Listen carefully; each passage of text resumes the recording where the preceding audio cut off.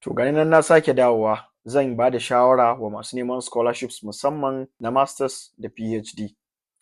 A mafi yawancin lokuta ko in ce a lokuta da dama ana samun matasa musamman a nan arewa waɗanda suke so su nemi scholarship, amma kuma idan suka je suka bincika kamar catalogue ko kuma jeren giya na scholarship da aka samar waɗanda ake bayarwa, sai su ga cewa babu asalin course ɗin da suke mafarki ko tsumayin karantawa a cikin jeren giya na waɗannan scholarship ɗin. A wasu lokutan sukan samu kwasa-kwasai waɗanda suna ɗan alaƙa na nesa ba na kusa ba da abin da suke karantawa, wani lokacin kuma sai su ga kusan babu ma alaƙa tsakanin kwasa-kwasai da ake da su da kuma abin da suke so su karanta. Na fahimci cewa akwai lokacin da course ɗin da za ku gani ake tallan su wataƙila ko kaɗan babu wani alaƙa da abin da kuke so ku karanta. Akwai waɗannan lokutan har ga Allah akwai su, kuma idan kuka fahimci irin wannan yanayin da ake ciki za ku iya haƙura da wannan scholarship ɗin ku je ku duba wani. Amma fa ku sani cewa akwai lokutan da za ku ga an saka tallan scholarship